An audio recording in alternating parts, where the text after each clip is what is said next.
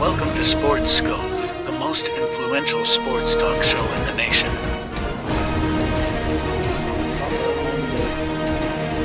What is today, the 19th? Stay tuned for updates and great sports content.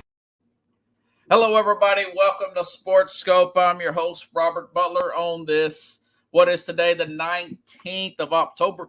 Very dramatic ending there in Arizona. Diamondbacks getting a last-minute bottom of the ninth hit. You know, folks, that reminded me of the 2001 World Series. Arizona Diamondbacks beating the Yankees. Of course, it just makes it 2-1. The Phillies seem like the better team, but at least it is a series. Listen, folks, got a great guest backstage here. Ken Norris. You know, I go to church with Ken. He's a big Alabama fan. I'm going to interview him, ask him a little bit about his background and everything. And ask him if he's kin to Chuck Norris there. I just now caught that when I was preparing for the program. So stand by, everybody. Let's go ahead and get our first and only break out of the way. Then I'll come back here with Ken here on Sports Scope. Hello, Sports Scope followers. The program has seen tremendous growth since going 5 days a week. I just wanted to thank everybody for your cash contributions and sharing the program with friends and families. Just a reminder, if you want to contribute to the program, go to the Cash App, the cash sign, and Sports Scope. There are other ways to contribute to the program listed at the bottom of the screen. If you want to advertise on the program, go to sports, that is sports with an S, another S, scope, SKOPE, at gmail.com, just like it's listed at the bottom of the screen. Thank you and enjoy the program. Righty then, and I'm going to bring on my guest right now. Hey, Ken, how you doing, buddy? Robert, I'm doing great. Waiting on Saturday, baby. Woo! Yeah, third Saturday in October. Yeah, you're around my dad's age. He's been telling me about that for years. So your last name is Norris. There's no relation to Chuck Norris, is it? Well, I'm just going to put it to you this way. There's got to be a connection. Well, the next time I'll bring you on with Carl Douglas Kung Fu Fighting as your intro walk-up music, man. That'd be awesome. Okay, folks. So Ken is a friend of mine from church here at Brentwood Baptist, the Avenue South location here, and a huge Alabama fan. We talk about college football just about every single week here. So where are you originally from? You're originally from the Birmingham area? No? Originally from Birmingham area, probably about 12 miles from the university. Oh, wow. See, I've never actually been to the University of Alabama. So you're Tuscaloosa. You're only 12 miles from the university? Yeah, I'm from the west side of Birmingham, which is just right on the line there on the Tuscaloosa-Jefferson County line. And so to get to the games was just like a hop, skip, and a jump. Okay, so now did you grew up in that area? Yes, sir, I did. Okay. Now, when did you move to Nashville? What brought you here? I'm in the plumbing industry, and I build hospitals. I'm in healthcare, and as you know, Nashville has a lot of hospitals. Yeah. Your governor here in Tennessee owns a plumbing company, or used to, Lee Plumbing. Okay. And he did a lot of healthcare, and he pulled me up out of Birmingham to assist him in the infrastructure of the hospitals. Now, how long have you been here in Nashville? I've been here since 21. Oh, wow. You know, I thought you may have been here 15 or 20 years. Oh, no, I'm a Roll Tide fan. It's only a 2.5 hour drive. And so, you know, I've come up here and had a little incident on the building and got hurt. And so I'm up here taking care of all that. Yeah. You told me about that. You're welcome to share it. This sounds like that was a pretty dramatic story if you want to, man. Well, all I can say is God's doing his work on me up here in Nashville. The Lord works in mysterious ways. Now, so how long have you been an Alabama fan? We were talking about this earlier. Well, I can remember when I was about six or seven, tugging on Bear Bryant's coat, the end of his coat, telling him I was going to play for him one day. Yeah. And so I'll be 63. I said that. I'll be 63 in January. Uh-huh. So I was real young back in the later 70s when I was tugging on Bear Bryant's coat there at Legion Field. And when I graduated, I never did get big enough to play for him, even though I did dress out, go on the field, and found out that, whoo, them some big old boys. But anyway, then I watched Bear do his thing, and then Gene Stallings, and then Dubose and Francini, and you know I've been supporting the Roll Tide Roll for many years. Yeah, man, you sound like a Paul Feinbaum caller. Well, yeah, I am, but you know, I'll just say this since you bring it up. Yeah, we've got beaches. We go down to the Gulf Shores. That's in Alabama. Yeah, and we get a lot of people from Tennessee and around, in Indiana. They all like to come down to the beach, and they'll be building sand castles on the beach. And you know what happens next, don't you? What happens? The tide rolls in. Yeah. Now you said you tugged on his shirt. What was it? Was it some kind of pep rally or something? What happened with that event when you met? No, my dad was close friends with Bear Bryant, and we went on the sidelines a lot of games. Oh, okay, man. So I got to hang out with the players and get knocked around, and when they'd run out of bounds and run over me, and football is these days is taking a different route. Yeah. You got corporate football now. Yeah. Back when I was growing up, football was like racing. They wasn't but one spot, and that was first. And every boy out there was playing for that. Now it's individual, it's corporate. Everybody's out there individually for themselves. Yeah. Back then it was a team thing. They wanted all to be number one, and they'd do anything to do that. And that's just the way I see it. What's the earliest memory you have of an actual game where you memorize what happened? Well, I can remember that when Gene Stallings got in there, and he did his thing and brought some national championships to Alabama. Okay. And needful to say that when Gene left, we went through a rough time. Alabama supported it. The alumni at Alabama, they stick together like molasses syrup. We make a lot of that in Alabama. And did you go to school at Alabama? Did you go to Alabama? No, I didn't. Well, I went to Jeff State. It's a little small college in Birmingham. Okay. But I didn't go to the University of Alabama. Oh, okay. Yeah, I was just wondering about that, man. So you really, your earliest memory is Gene Stallings taking over. When did he take over? 82, 83? I think Gene took over in 90. And 90. 90 to 96, yeah. Okay. Yeah. They beat Florida in the SEC championship. I think that was the first one. And then I want to say they beat Miami for the national championship, right? Yeah, them was some good old days right there. Hey, you still got the good old days. What are you talking about? Hey, so when you were, let's fast forward it then. You don't want to talk about Mike Price, do you? Well, don't know much about him because he wasn't up there in the spotlight. So yeah, I'm just kidding with you. You never so he gets the job, and he goes to a strip club in Florida, and he uses the company card. And I don't know if long story short, it led to Saban getting hired. Guy never coached a game, Mike Price.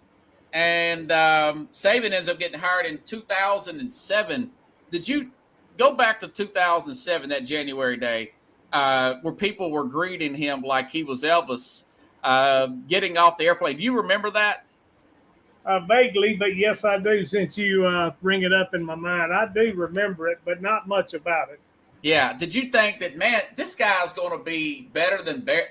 Did anybody have this level of success with Alabama? No, we were all in the impression that we won't never get another Bear Bryant. Okay. And and we went through several coaches, and then in 2007. When that LSU coach came to us, and everybody knows him. I don't even have to mention his name, but he's been there longer than anybody. Yeah. And he's won more national championships than anybody. Yeah. And he is a good coach. Saban is one of the best coaches I've ever seen. And I'm going to say he exceeds Bear Bryant. And that's really putting him out there. I was going to ask you about that. Some still don't believe that, but I'm with you. You just count the championships, man. You know. He's got the gift, Robert. What's the gift? The gift of coaching. Yeah, he's my favorite. I interviewed a guy that coached him, and I can't remember his name now. I have the book here, but a guy that coached with him back at Kent State. And he said, man, he could see that competitive edge with Nick Saban back in them days. Okay, so they played Tennessee. 5 years ago, the Tennessee-Alabama thing wouldn't even be worth watching. Saban was so good. They were so dominant. It would be a game that most of the people in the Tennessee area, they would just glance at the game, like myself, and Alabama would be up, 38-7, and it's just not worth watching. Other than 2009, when Lane Kiffin took over, they got that field goal. They beat Tennessee. Alabama blocked the field goal. Now we go to last year. What is your thought about? By the way, Alabama, for their audience, they are 58-39 over Tennessee. They got 7 ties in that series. What is your thought about last year? I didn't see that coming. But what do you think? Well, I have to give Coach Herpel his props. Yeah, they finally got a coach that has got a gift of coaching. Yeah. And the people with Tennessee, if they'll believe in him and let him do what he needs to do instead of keeping it corporate, then he'll take Tennessee somewhere. But that coach knows how to coach those players. And Alabama, they go up and down because Nick likes to bring people up to be players for NFL, for careers. He don't just say when you're finished, you're finished. If he believes in you, he's going to put you out there regardless of the statistics you put on the board. And he's going to teach you how to win games. And you've seen, just like the Philadelphia quarterback. Jalen Hurts. He's playing the other Alabama quarterback Sunday. Jalen Hurts was going to leave Alabama. Yeah. Because of Coach Saban. Mm-hmm. But Coach Saban, he told him, he said, if you'll stick with me, I'll make you a winner. Because Jalen Hurts was a good quarterback, but Tui was a senior, and he was playing him because they were both good quarterbacks. And he taught them how to have respect for one another. And then Jalen Hurts took Alabama to a national championship. Yeah. Well, no, it was Tua, but I get what you're saying. Yeah, Tua took them back in 2018, and then Hurts transferred to Oklahoma. But he hung in there, though, and he's turned out to be a great player, What do you think about all this now? You mentioned the corporate stuff and the individualism. Do you think that Saban could retire in the next year or so just because he's frustrated with all this? Well, I don't think Saban wants to retire. Yeah. His age might push him on out. Yeah. Because of his family. I mean, he's got to spend some, years of his life with his family other than on that football field and in that office. And Saban spends a lot of his time with those players. Yeah. Reading them, watching them, and that's what he does. That's his lifestyle. But it comes a time in life that a man has to retire. He's not going to like to do it. But he's bringing up somebody right now, I can guarantee you this, and it's the way Alabama does it. He's teaching somebody right now to take his spot. And who is that? I don't know who it is, Robert. He won't reveal that to nobody. But I can guarantee you the way Alabama works, he's got somebody he's training to take over that position. And he's teaching them everything he knows about coaching. You can look at these commercials with Deion Sanders. Yeah. They don't just hang out in commercials just because there's money involved. He lets Deion come to his house to shoot those commercials because Deion's learning something about football in the coaching, not in the playing act, but in the coaching act. Yeah, Deion's mentioned that before. He's up in Colorado right now getting his experience. Yeah. And he's winning games with Colorado, and he's doing better for Colorado than they've done in many years. Yeah. But he's getting that experience from that Aflac commercial. yeah. Deion's got some learning to do, man. He's writing books in the middle of the season. They lead the league in penalties. I like what he's done, but you get a sense that he's kind of working out the kinks in coaching. It's not as easy as it looks. Absolutely. He's being trained by one of the best, and that's Nick Saban. And I believe that it's not been revealed. Yeah. But as long as I've been around football, I played 12 years of football myself. Okay. And so I know football. And I can guarantee you that there's something going on right there that we'll see in the future. What did you play? Safety? Who, me? Yeah. What position? No, I played nose guard and tight end. Tight end. Okay. All right. I was a Fred Biletnikoff. Hey, the guys who they named the award after. What's your greatest Alabama moment as a fan? Oh man, do you have one that sticks out? Man, you can't put a great moment on it because they've had so many of them. Ain't that the truth? I couldn't say, Robert. There's so many great moments at Legion Field, at Bryant-Denny Stadium, and I mean, there's just so many. And even up here in Rocky Top, I've traveled up here and back in the days in the 70s, and when that was Johnny Mathis and Majors, and Phil and Fulmer. Yeah. During those days, we was throwing many oranges at that field. Because them Tennesseans back then, buddy, they were out for one thing, and that's to whoop Alabama. And a lot of times they did, but it was good, clean football. What about that game against my dad talks about that? You're about my dad's age. Was it Alabama that had all those punts that were returned for touchdowns, and Auburn had that bumper sticker punt, Bama punt? Well, you opening up a can of worms now. I got the can of worms there because I know you could probably talk about that. What happened there? Alabama didn't show up on that game. Okay. And Auburn, one thing about University of Auburn, they every year back in the 70s and back in the 80s and back in the 90s, they couldn't do nothing with Alabama. Yeah. But in the late 90s and in the new millennium, Pat Dye and all of them come in. They brought a lot of money with them and a lot of prestige with them, and started hiring people who knew how to coach. They had a little gift of coaching. Yeah. And Auburn started showing up to those games, and Alabama went in there thinking they were just it's gonna be sugar coated. Yeah. But blow your helmet out there. Huh? Auburn said, "Punt, Alabama, punt."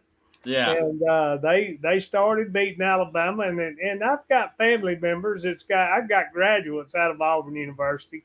Yeah. And they're big Auburn fans. Yeah. And on them days, it's really tough to get a phone call through to them.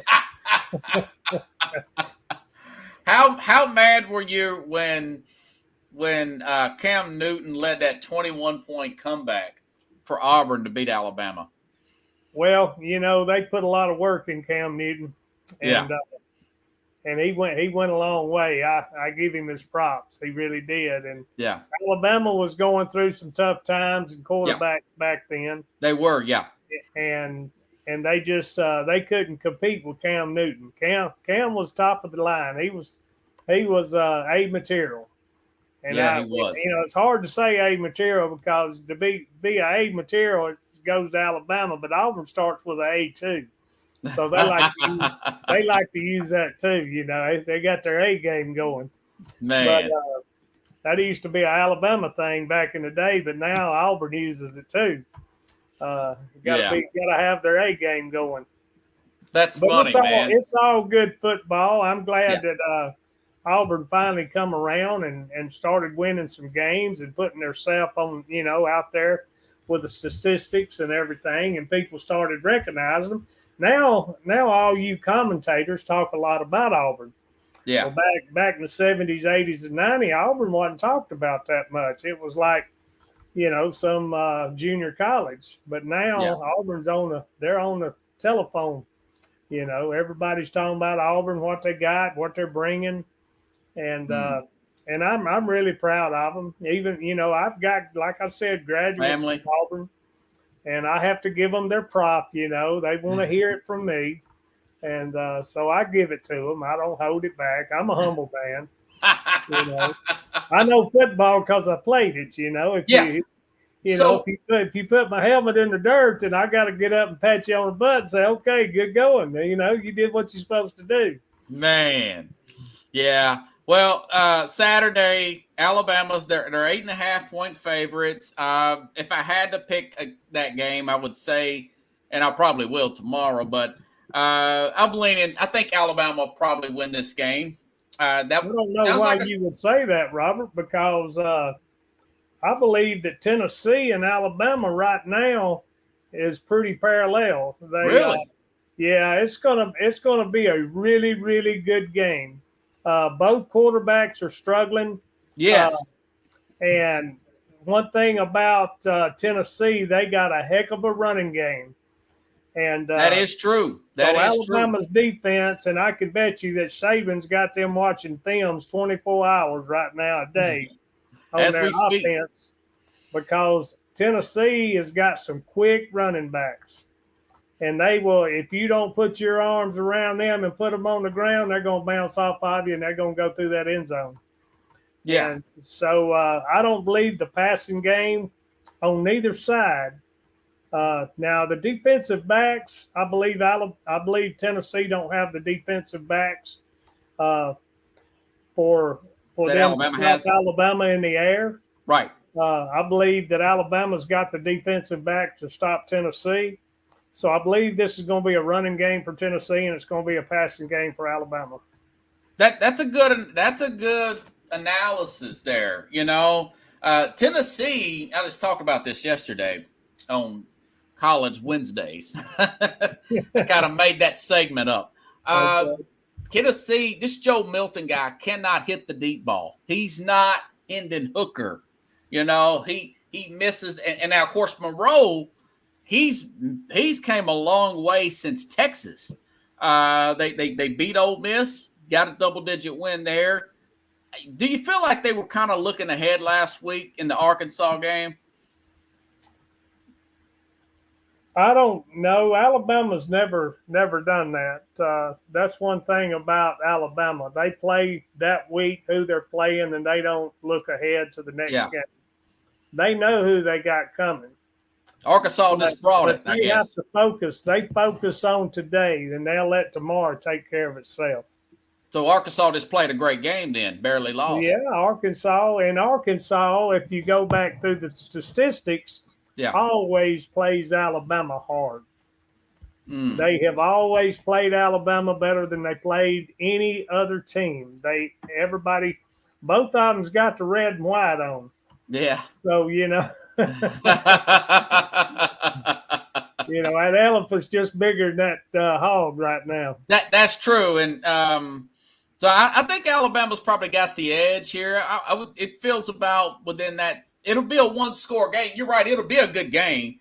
But I would probably pick Alabama. So what I feel like it's probably 24-16 Alabama. What do you think is going to happen Saturday down in Tuscaloosa? It's going to take longer than 3 seconds to beat Alabama this year. It don't go well. You don't think it's going to be 50s like it was last year, essentially either. A field goal's not going to win that game. Gotcha. Yeah. No, yeah. Field goal's not going to win it. Somebody's going to have to button up for this one. And I can tell all you fans right now it'll be one of the best SEC games you've ever seen.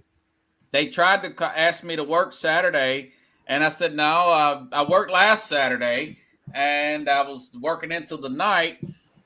So I'm definitely going to watch it, win or lose. I know it's going to be worth watching. Like I said 5 years ago, it wasn't worth watching. But with I hope Michael you there, don't have anything else going on that night, because I'm going to tell you right now, it's going to keep you on the edge of your seat. Yeah. That I can't. I'll tell you another one. I mean, I don't know how much college ball you watch, but Penn State and Ohio State, that'll be great too. That comes on at 11 our time. Well, those Buckeyes, I don't really like thinking about them a lot because Myers has come down and whooped us so many times that Ohio State is a good team. Yeah. They got a lot of good backing up there in Ohio. And I don't, like I say, I'm a football player. I give them their credit. Yeah. But I don't like them stepping down here in the SEC. Oh, yeah. Yeah. be a good game, though. Okay, so you are in the plumbing business. Are you an individual contractor? You got a company? Talk about that, man.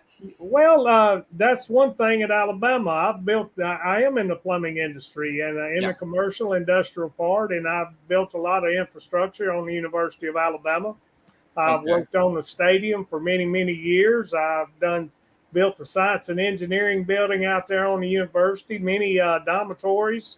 And it's a beautiful campus. And so I've been around the Alabama Crimson Tide, watching them players out there on the field. When I got off work, I'd take my truck and sit outside the gate and watch them through that mesh fence. Yeah. I could see what they were doing. I used to love to see Saban up on that pedestal way up there, Oh, wow. Looking down at his players and directing his coaches what to do. But, I'm in the plumbing industry. I'm in healthcare. I've been in healthcare for I've been 4 decades. That's all I've ever done in my life, except I'm a veteran. I was in the United States Coast Guard. Yeah. But when I came out of there, I went to building hospitals, and that's pretty much what I did. Okay. Do you want to plug your business, man, or your contact, or what? I used to be a contractor. I owned Norris Mechanical out of Birmingham, Alabama for about 7 years, and I went back to working for someone else. The politics in it just made me run me out. I was more happy being a mechanic than I was being an owner. Yeah. So anyway, that's what I did, and pretty much right now, I took an incident. I had an accident in 21, and it broke my back, and so I'm being restored right now and looking to go back to work within the next year. Oh, okay. I mean, if you've done something for 4 decades, it's like Nick Saban coaching. I don't want to get out of it. I know it so well. Yeah, like the back of your hand. You was telling me something the other day, and it stuck in my head about plumbing. Did you tell me, or did I dream this, that when water hits copper, it purifies the water? Yeah, anybody can research that. It's a natural alloy that comes from the ground, and that's the reason it's been a provider for water for so many years before I was even in it, and way before I was in it. Yeah. When water runs through copper, copper pulls the impurities out of water. Okay. So once you run water through copper, it's pretty much purified to the drinking availability. Okay. And nice. People go on and take it further and put purifiers on it from there, and even enhances the purity of it. But that's getting into a different story than football. But I just don't believe in plastic. I believe in copper being the main alloy that you need to provide water to people in. So tap water is good, especially here in Nashville, right? As long as it's ran through copper. If it's ran through plastic, it's not good. Back in the day, and I would say back in the 60s, when my family would say, "Go get me a drink of water out of the hose pipe." Yeah.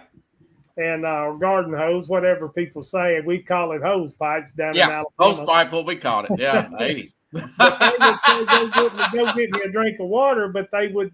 And if you was to take it and get it out of the hose pipe, it tasted like rubber because it come out of that hose pipe. Yeah. So they would spit it out and look at me, boy, why did you get me that out of that hose pipe? Take that hose pipe off that. Get me some water. Because coming out of that copper pipe, it's pure and it tastes real good. But you learn something new every day. Man. But if you get it out of that hose pipe, it's gonna taste like that hose pipe. I remember that. I do. We used to take that hose pipe in the evening after that sun's been on it, and if you got a real 100-footer, you turn it on slow, and it's just like you're in a bathtub because that water's real hot coming out that hose. It is. Yeah. And you can clean your hair with it and your body, and then by the time it gets cold, you better be finished. So it's better just to put the cup underneath the faucet and drink it that way instead of out of the hose pipe. It's more pure, right? Most definitely it's better. Yeah. Okay. Oh, see, you learned something new here. Do you have anything to add? No, I don't have anything to ask other than you Tennessee fans out there. Yeah. You buckle up because we're coming up here Saturday. No, it's going to be played in Alabama. Oh, they are. Well, look here, Tennessee fans, take you plenty of oranges with you. No, like I told you, I expect the Alabama to win the game. Tennessee would have to play a near perfect game to win. I just don't trust this quarterback Tennessee's got. This Milton guy, everybody's wide open. He's throwing the perfect pass, and then it just goes right over the guy. Well, he lacks touch. Talking to a gentleman the other day that was telling me about his passing ability. Yeah.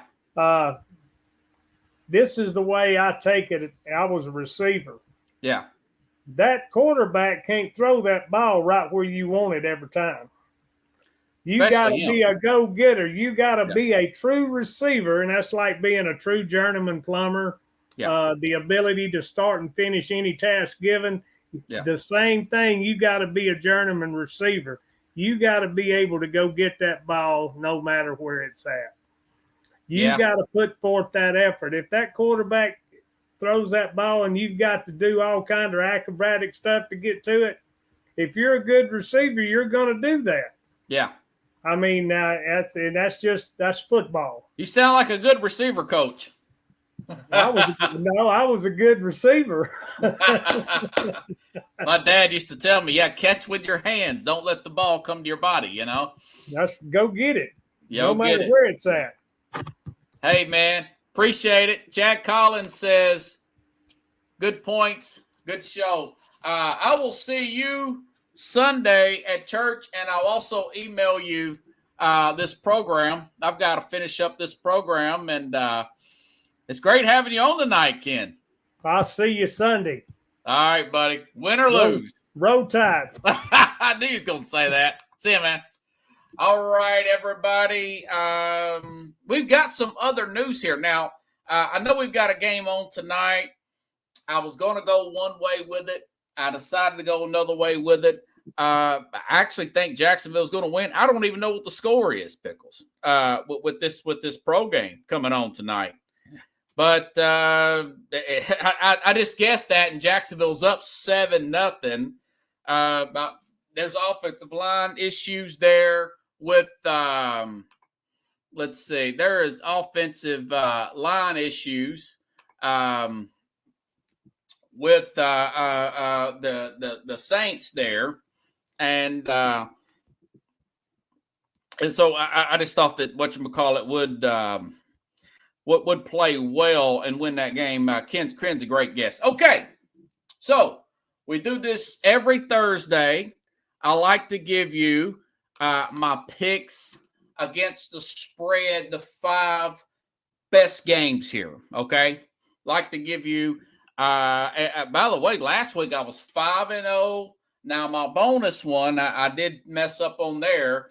I would have had, actually I didn't have that one because I think I said take Cleveland minus the 9.5. And of course, or not Cleveland, San Francisco. And because I thought they was going to play that rookie quarterback, they end up playing PJ Walker. And of course, I've got some news about that here in a little bit. We know what happened. Cleveland got the outright win. But as far as the other games, Detroit -3, got the blowout win at Tampa. Of course, the Raider pick there. By the way, Albert Breer says Bill Belichick could be fired, NFL reporter. And, of course, last week, what else? The Jacksonville at home against the Colts game and whatnot. So, hey, listen, turned out to be a really good week. Last week in my picks here, folks. I'm trying to see if I missed any of them. And, of course, I picked Dallas and Cincinnati, to finish it up. Cincinnati got the win. Chad, remember you were saying Carlos? I don't know. I kind of believe Carlos now. Well, that Cincinnati defense showed up when it goes to when you're looking at Geno Smith versus the quarterback there from when you got Geno Smith versus Joe Burrow, hey, Cincinnati got the win. And, of course, like I said, Dallas got the win as well. Okay, now, this week, the 19th, let's go to, like I said, this week. All right, now, the Steelers are coming off a bye week.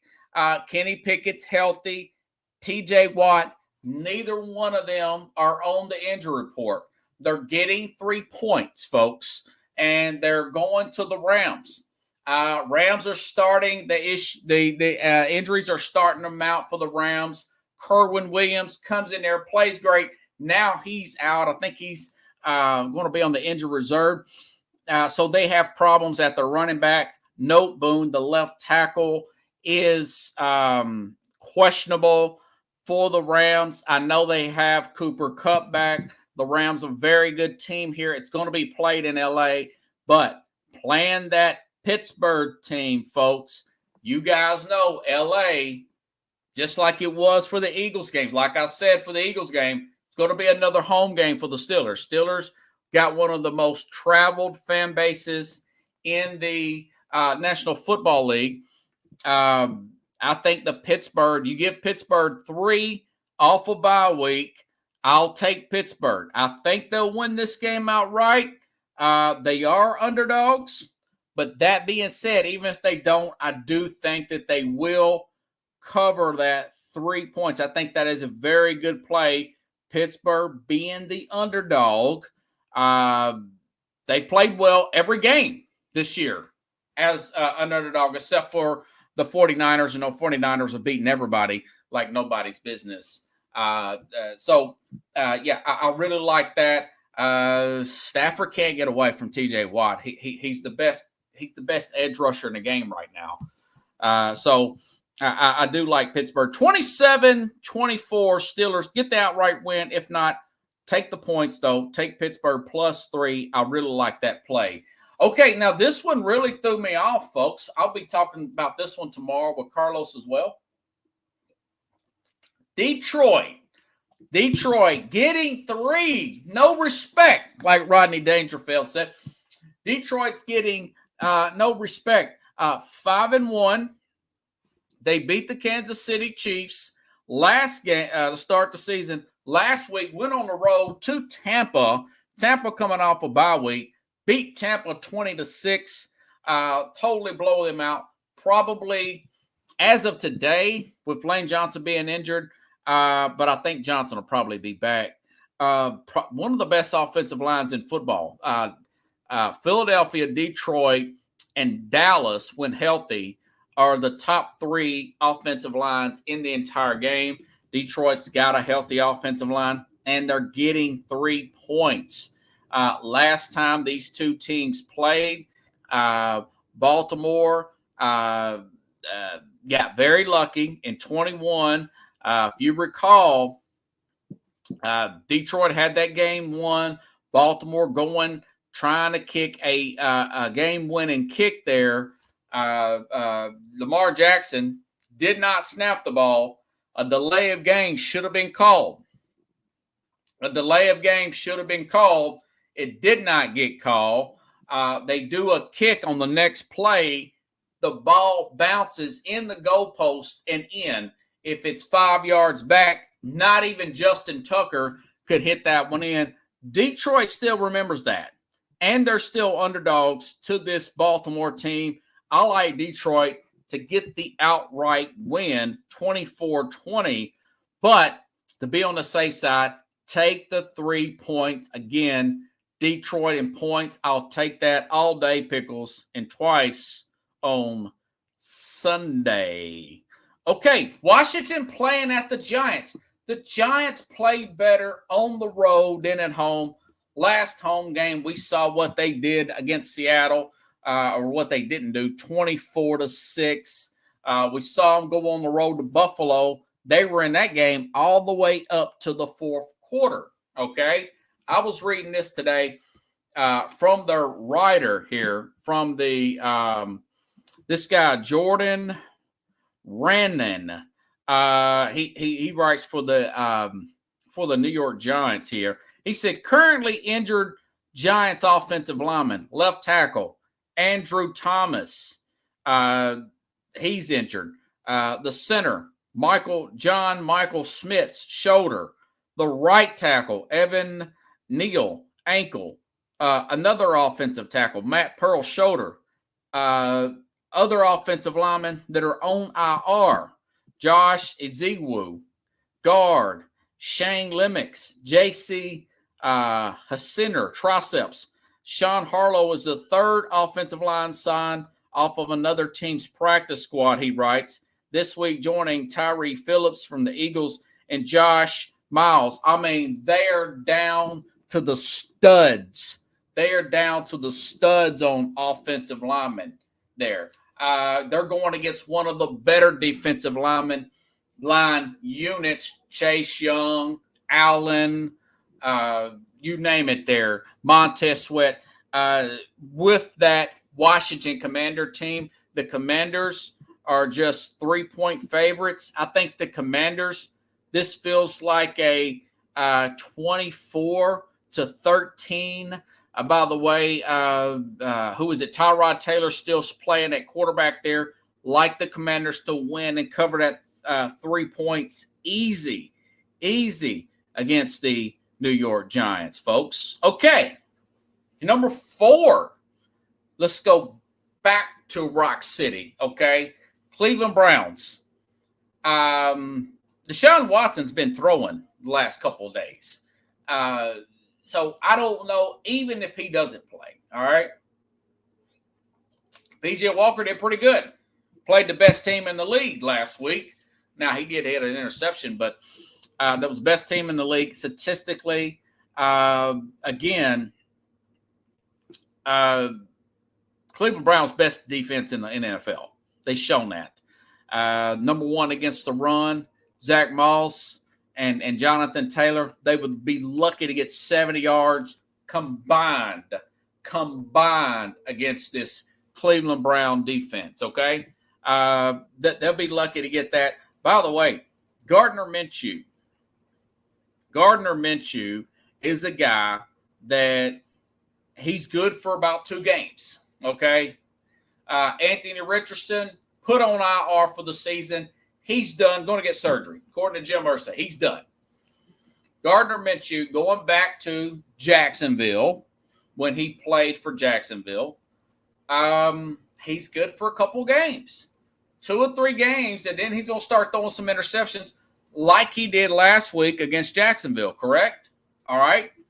So you look at that, and you look at the best defense, even if it's PJ Walker, this everything goes towards Cleveland, okay? They're very heavily lenient on the run game in Indianapolis. That Cleveland, they're going to shut that down. Indianapolis, really bad secondary. Amari Cooper, that is a really good matchup, even with PJ Walker at quarterback. I think Watson's going to play Sunday, but given 3 points, only giving away 3 points, that feels like another 20-13, kind of a boring game. Cleveland Browns gets another win, and they go on a nice little winning streak of 2. Okay. All right. Actually, I said 22-10. I wrote down 22-10. They're kind of a weird type of score here, you know. Maybe they get a safety, right? One of them Chris Berman scores here, Pickles. Okay. The LA Chargers. This one's going to surprise you a little bit. But the Chargers still match up, folks, really well with the Kansas City Chiefs. All right. I know they're coming off a Monday night game. And I know that Kansas City's coming off of a last Thursday game. I think that Kansas City will not play well. They'll play good. They'll probably play good enough to win. The Chargers, remember, they had a bye last week, and then they had the game. They lost the game to the Dallas Cowboys on Monday. They had that. They lost to the Cowboys on Monday. And the last year, going back to the year before last, only average. These games are decided within 3 points. And for some reason, the Chargers, like a lot of these LA teams, they play better at Kansas City than they do playing Kansas City at LA. I don't know if it's the footing or whatnot. Either way, 5.5 points with the Chargers. Kansas City will probably win the game. 27-23, Kansas City wins. But that 5.5 is going to give you the W for the LA Chargers. I like the Chargers and the points. I know the Chargers are the Chargers, and they would make a preacher cuss, make Ken cuss. But either way, I still like divisional games like that where the teams know each other really well. They're going to try to get the bad taste of the Dallas Cowboy loss out of their mouth. They're going to play well. Kansas City probably wins, but the Chargers keep it close. All righty then. Okay, I made a note here, folks. We talked about this earlier this week. Jim Harbaugh could possibly be his last year in college. He's been reluctant to sign an extension. He's been reluctant to sign an extension with Michigan. I brought this up before that maybe he's a little burnt out on college, that he didn't like this whole suspension issue. He thought he got the raw end of the deal, even though they've got it put back to 3 games instead of 4. Now there's a new investigation. This broke today. There's a new investigation on Michigan and Harbaugh sending the Spygate Pickles, sending scouts to opposing opponents' games before their games and trying to steal play signals. Michigan State saying, we don't know if we want to play the game since they're being investigated. You know, Michigan State is really down. Mel Tucker's been fired because of the scandal. There was a major fight last year in that game where some players from Michigan State got criminally charged, if you remember that, for punching out jumping on a Michigan player in the locker room. But now you have these allegations, Spygate-like. Remember Spygate with the New England Patriots there, going back about 15 years there, spying on opposing teams here, maybe a little bit longer there. Former New England Patriot coach turned, what was that guy's name? Mangini, the Jets coach, turning them in. Okay, Eric Mangini, and then there was some fines and whatever. So this is similar. Okay, so this is what Jim Harbaugh said in response to that allegation and investigation that was that news broke today. It says, I want to make it clear that I and my staff will fully cooperate with the investigation in this matter. I do not have any knowledge or information regarding University of Michigan program illegally stealing signals, nor have I directed any staff member or others to participate in off-campus scouting assignment. I have no awareness of anyone on our staff having done that or having directed that action. I do not condone or tolerate anyone doing anything illegal against NCAA rules, no matter what program or organization that I have led throughout my career. My institutions and awareness of how scout opponents have always been firmly within the rules. Pursuant to the NCAA rules, I will not be able to comment further on this investigation takes place. So we'll see what happens. You got this. You had the violation of meeting players during the COVID time. I thought that was bullcrap anyways. I mean, that was the COVID year. He was trying to push the envelope, trying to get an edge recruiting. But this one seems a little bit more serious. But with the NCAA, you don't know. But you look at the fact he just got suspended for 3 games. Okay, and now this thing comes up. You look at the pay reduction from 2020 because, hey, listen, I don't blame Michigan for doing what they did with Jim Harbaugh. They're getting their rear ends handed to them by Ohio State. He wasn't living up to par. They forced him to move off some coaches. They moved off the defensive coordinator. They got some younger coaches. The team got faster. The team is better. 2 years later, they beat Ohio State 2 years in a row. Okay, they beat them 2 years in a row. So now they were in the playoff last year. They got upset by TCU. Some still say they're the best team in the country.